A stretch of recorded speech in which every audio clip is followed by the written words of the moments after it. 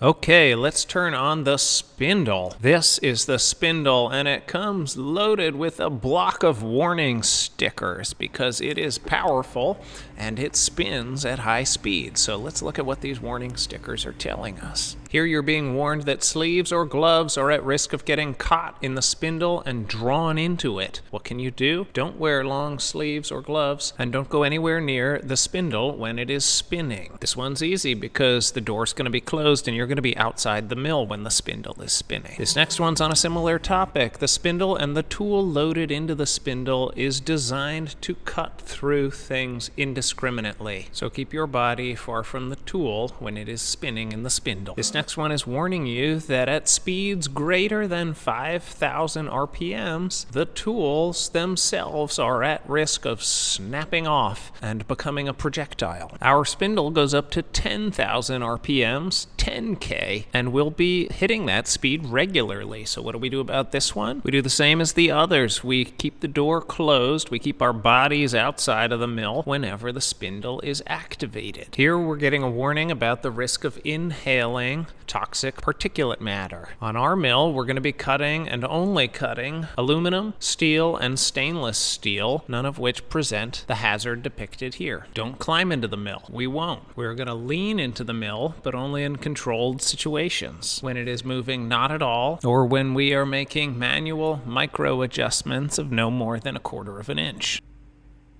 Don't cut ceramic materials on this mill. We're never going to. Don't load your tools offset from the dog ears. The next video is entirely on this topic. Don't cut flammable materials like magnesium. We're not going to. We're only ever going to cut aluminum, steel, and stainless steel. Keep the doors closed when the spindle is activated. Wear eye protection and hearing protection whenever you're at the mill. Load your tools correctly. More on that in the next video. It's a rash of warning stickers because the stakes are real. This is powerful equipment. That's why we're giving it the time to go slowly through every step of the way. My job is to give you a chance to learn about the power of the equipment in a controlled environment, and your job is to ask all of your questions as you have them. Email me, call me, text me, flag me down, ask your questions so that we can work together to develop your safety strategy. Okay, let's turn it on. Close the door. Your body should be outside of the mill at this point, and then come on over to the controller. Press the List Program button, and then use this arrow pad and the home and page up, page down keys to navigate the screen above. Use the up arrow key to get up into these tabs. Use the down arrow key to get down into the particular items under each tab. Play around a bit going down and up through the items and left and right through the tabs, and then come back to the memory tab and go down to program number 09220 Spindle Warmup. And once you have it selected, press this Select Program button. Notice how the code for the Spindle Warmup program fills this panel on the left, but it's kind of grayed out and muted. That's because it's in the memory panel, but we need to activate the memory panel by pushing the memory button. Now it's brightened up, active, and ready to go. And before we start running this code, let's confirm that the mill is physically in its proper state. This active tool panel should show that tool 1 is the active tool, and the spindle itself should be empty. Tool 1 should not be in it. If you see tool 1 in the spindle at this moment in time, ask the helper to get it out of there. The spindle should be empty when you run the Spindle Warmup code. This code can look daunting, but it's really very simple, even if you know nothing about computer programming. The first line has the letter O followed by the program number 09220. After that, there is an open parentheses.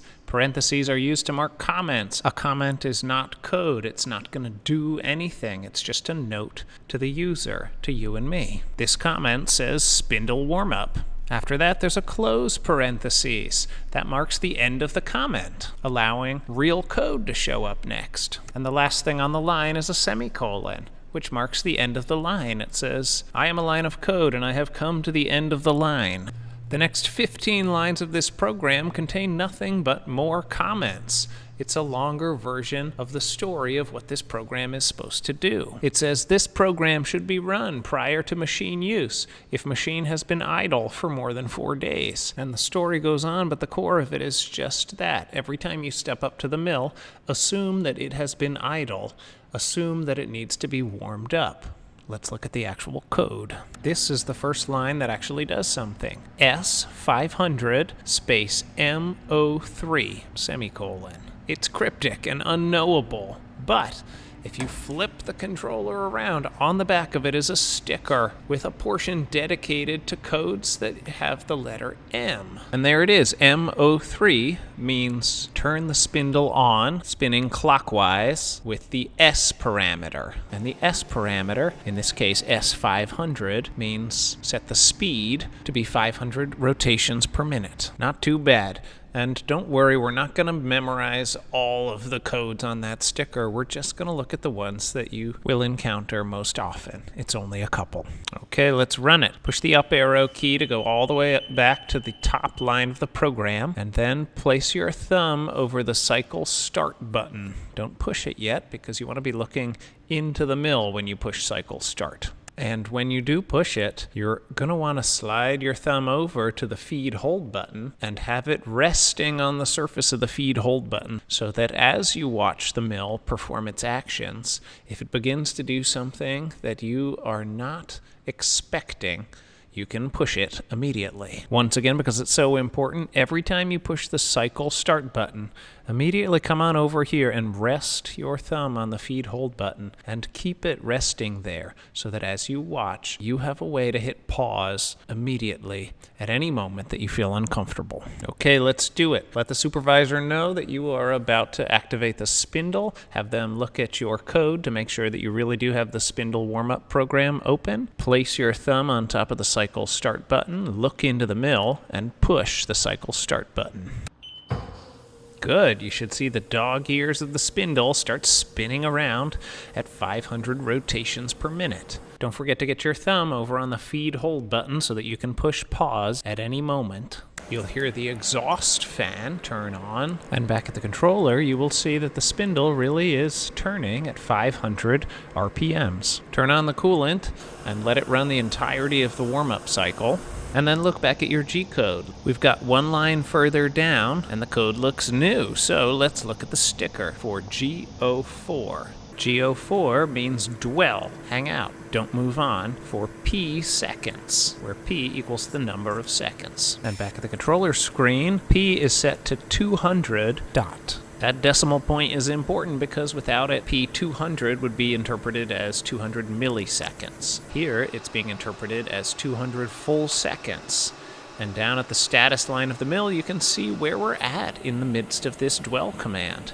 We are counting down from 200 towards 0. And as that countdown approaches 0, look back up at your program to see what's going to happen next. Okay, it used to be here at the G4 P200 line. Instantaneously, we cruised through this S1000 MO3 line, and now we're hanging out at the next G04 P200 line. And this should be decipherable at this point. S1000 means spin the spindle speed up to 1000 RPMs. And look at that.